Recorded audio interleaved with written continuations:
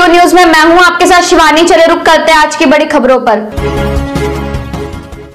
कोई करता है खबरों से आगे रहने का वादा, कोई करता है तेज रफ्तार का दावा, फिर भी क्यों दब जाती है सही खबर? ना वादा ना दावा। कर देख रहे हैं हरिद्वार न्यूज। जैसे कि मैं लगातार आपको हैदराबाद में जितने भी पंचायत है, हर एक जगह जिला पंचायत प्रधान सभी का इंटरव्यू दिखा रहा हूं।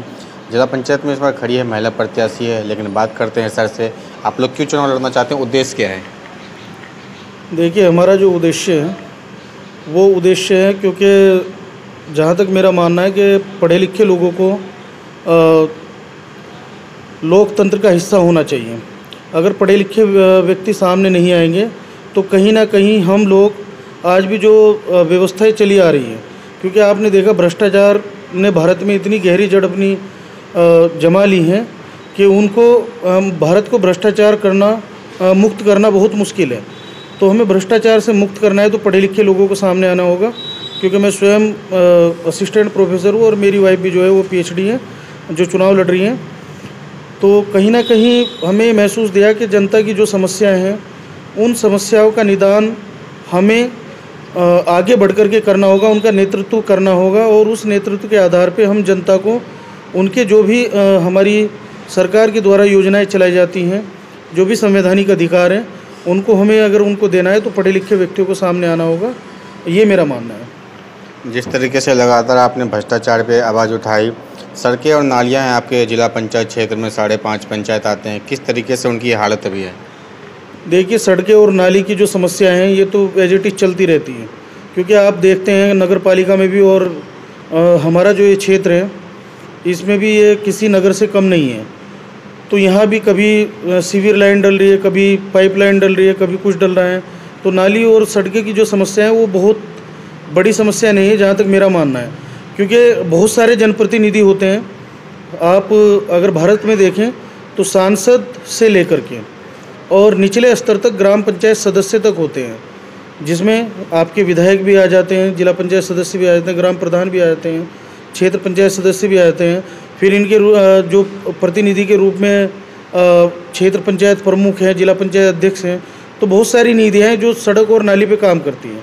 हमारा जो मानना है कि हमें इससे आगे बढ़ कर के लोगों को जो है उनके स्वास्थ्य के प्रति, चिकित्सा के प्रति और शिक्षा के प्रति, ये जो अहम मुद्दे हैं, इन मुद्दों पर हमें लोगों को जागरूक करना पड़ेगा, क्योंकि जब हम शिक्षित होंगे तो हम अपना तो विकास करेंगे ही करेंगे, साथ ही हम समाज का भी विकास कर पाएंगे, क्योंकि शिक्षा के बिना विकास अधूरा होता है, मेरा ये मानना है। कई तरह की योजनाएं चलती है अपने पंचायतों में, चाहे पेंशन योजना हो, विकलांग, वृद्धा, विधवा, इसके अलावा राशन कार्ड है, इसके अलावा और भी कई तरह के हैं, आयुष्मान कार्ड। क्या वो बिना भ्रष्टाचार के ठीक से मिल पाता है लोगों को? जी बिल्कुल। देखिए, करप्शन मैंने भी बताया था कि भ्रष्टाचार की जो जड़ें हैं वो बहुत गहरी हो चुकी हैं, और उसको हटाने के लिए चाहे आप पेंशन को ले लीजिए, विधवा पेंशन को ले लीजिए या किसी भी चीज़ को ले लीजिए, अगर हम निस्वार्थ भाव से लोगों की मदद करें तो जाहिर सी बात है हम कुछ हद तक भ्रष्टाचार के ऊपर विजय प्राप्त कर सकते हैं। लेकिन उसके लिए हमें जागरूक होना पड़ेगा, आगे बढ़ना पड़ेगा और लोगों का नेतृत्व निस्वार्थ भाव से करना होगा। कोरोना काल में इस बार बहुत जगह महामारी आई, बहुत लोग परेशान थे, किसी भी तरीके से आपने लोगों की मदद की थी? देखिए, कोरोना काल में मैं भी स्वयं पीड़ित हुआ, मेरी वाइफ भी हुई। तो वो एक ऐसी महामारी थी, उसने भारत ही नहीं, किसी पर्टिकुलर क्षेत्र को ही नहीं, बल्कि पूरे विश्व को जो दर्द दिया है वो दर्द आने वाले कई सालों तक जाने वाला नहीं है। और हम लोगों ने जो लोगों की सहायता की है, उस सहायता में हमने चाहे कीटनाशक दवाइयों का छिड़काव हो, चाहे लोगों को स्वच्छता के प्रति जागरूक करना हो, जो भी हमारे से बन पड़ा, यहाँ तक कि लोगों को हमने जो है कोरोना काल में कई ऐसे लोग आए जो कोरोना से पीड़ित थे और हम उसमें उस समय तक विजय प्राप्त कर चुके थे कोरोना में से। तो उन पीड़ित लोगों को हमने हॉस्पिटल भी पहुंचाया। हमने ये परवाह नहीं की, क्योंकि हम लोग उससे उबर चुके थे और हमें उसके दर्द का पता था। तो उनमें से कई लोगों की जान बची और कुछ लोग हमारे ऐसे भी थे जो बहुत जल्दी हमें इस दुनिया से छोड़कर चले गए। तो वो दर्द बहुत गहरा था, उसको अगर हम एक सपना समझ के भूल जाए तो वही ज़्यादा बेहतर होगा। इसके अलावा जो है पंचायतों में शौचालय की योजना चलती है सरकार की तरफ से। इसके अलावा स्ट्रीट लाइट से कहाँ कितने हद तक वो गरीबों तक पहुंच पाता है? मुझे तो लगता नहीं शौचालय गरीबों तक पहुंच पाता है। देखिए, मैंने अभी कहा जो लोग जागरूक होते हैं वो करा लेते हैं, और जो लोग वाकई में बहुत गरीब हैं तो उन लोगों की कोई मदद करने के लिए भी आगे नहीं आता है, क्योंकि वो सोचते हैं, उनको अपना वोट बैंक समझते हैं और ये सोचते हैं कि बस चुनाव के टाइम आएगा, इन लोगों से हमें अपना वोट लेना है। वो उनके साथ चाहे किसी भी तरीके से कोई लालच दे, कोई प्रलोभन दे, तो वो वोट हासिल करने का काम करते हैं।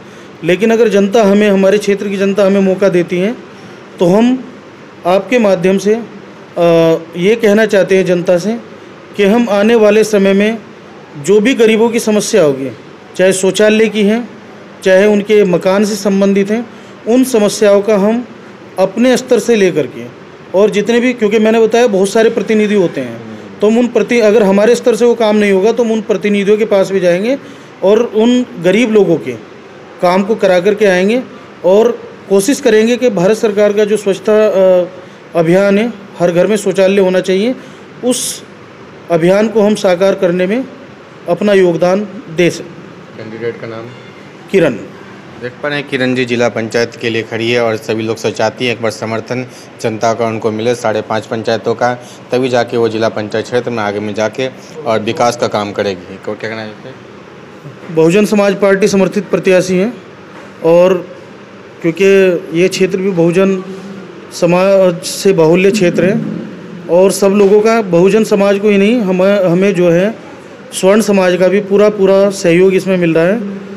और आप लोगों के माध्यम से मैं जनता का भी आभार व्यक्त करना चाहूँगा, और आपका बहुत बहुत आभार, धन्यवाद। तो देख पा रहे हैं बीएसपी समर्थित पार्टी से इनको समर्थन मिल रहा है, और ये जनता के बीच में जाके सभी गरीब, दलित, पिछड़ा वर्ग के जितने भी लोग हैं सभी का विकास करना चाहते हैं। जिला हरिद्वार से रंजन जायसवाल की रिपोर्ट।